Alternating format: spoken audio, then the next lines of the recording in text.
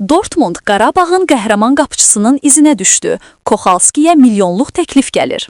Almaniyanın dünya şöhrətli klubu Borussia Dortmund Qarabağın Polşalı qapıçısı Mateusz Koxalskinin transferi ilə yaxından maraqlanır.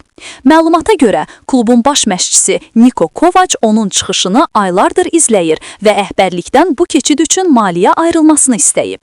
Koxalski bu mövsüm Çempionlar Liqası və yerli çempionatda göstərdiyi yüksək performansla diqqətləri üzərinə çəkib.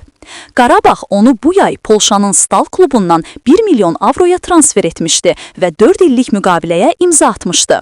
İndi isə onun uğurlu çıxışı ona Avropa səhnəsində yeni qapılar aça bilər. Almaniyalı jurnalistlərin bildirdiyinə görə Dortmund rəhbərliyi bu transferi yaxın aylarda rəsmiləşdirmək niyyətindədir. Əgər bu baş tutsa, Koxalski Azərbaycanın ən bahalı transferlərindən birinə çevrilə bilər.